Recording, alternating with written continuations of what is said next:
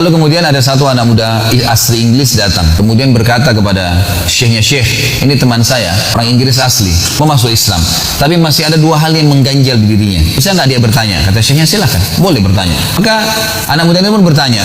Kata anak muda ini, "Kenapa kalian umat Islam melarang perempuan kalian salaman sama semua perempuan, sementara kami bebas mau salaman sama siapa saja?" Dan kita tahu memang dalam Islam, maaf ini sekalian saya jelaskan hukumnya, keluar sedikit dari kisah ini.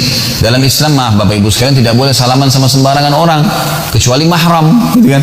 Kata Nabi SAW, seseorang dari kalian ditusuk dengan besi yang tajam jauh lebih mulia daripada dia, jauh lebih ringan bagi dia dibandingkan dia menyentuh tangan wanita yang tidak halal buat dia. Kata Nabi SAW, "Inilah usafihun nisa." Saya tidak pernah menyalami wanita. Memang sudah begitu hukum Islamnya. Jadi kita memang tegur, sapa, salam, iya biasa, apa kabar, baik. Sama halnya tidak boleh memandang hal-hal yang haram. Jadi dia mengatakan, kenapa kalian dalam Islam tidak membolehkan wanita kalian salaman sama semua orang? Kenapa nggak seperti wanita kami? Ini syubhat, ya, hal-hal yang diragukan oleh mereka. Syekhnya bertanya, "Kau warga negara apa?" Dia bilang Inggris. "Siapa ratu kamu di Inggris ini?" Kata dia, "Elizabeth." Kata syekhnya, "Kau bisa salaman sama Elizabeth?" Kata dia bilang, "Tidak bisa." "Kenapa tidak bisa?" Kata syekhnya. Dia bilang, "Karena itu ratu, tidak sembarangan orang salaman dengan dia."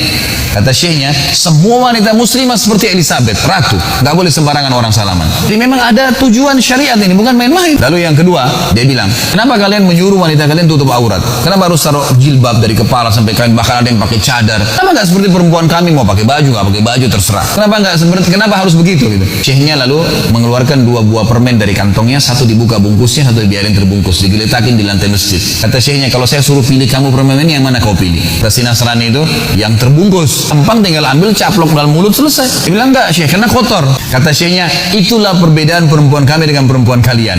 Perempuan kami seperti yang terbungkus, yang buka cuma suaminya, miliknya. Dan perempuan kalian seperti permen itu, semua orang bisa buka, kena kotoran dan segala." Sampai masalah hijab pun syar'i, ada hikmah syar'inya. Dan Allah mengatakan, "Dzalika," tujuan hijab agar tidak diganggu. Kan gitu. Sampai ulama mengatakan kalau ada wanita tutup auratnya, tertutup semua, pakai jilbab besar, apalagi kalau pakai cadar, kira-kira kalau lewat di depan preman-preman, apanya bisa menggoda mereka? Mau cari apa yang bisa kelihatan nih? Kain semuanya gitu kan. Nggak ada yang menggoda. Kata ulama, kalau ada orang sudah tutup hijab syar'i, diperkosa juga, dapat pahala, yang diperkosa, yang memerkosa dapat dosa, gitu kan. Tapi kalau ada wanita yang memang dasarnya pakai pakaian ketat, apa bedanya orang yang pakai celana ketat dengan tidak pakai celana? Sama saja, beda di warna, orang sudah tahu bentuk tubuhnya. Kata ulama, kalau ada orang perempuan diperkosa, dasarnya dia penyebab fitnah, dua-dua dapat dosa. Yang memerkosa dan yang berkosa dua dapat dosa. Padahal ini diperkosa ya, karena dia penyebab fitnah itu. Jadi Islam datang dengan kemuliaan teman-teman sekalian. Makanya Allah sebagai penutup perkataan saya berkata, "Wala tamutunna illa wa antum muslimun." Pertahankan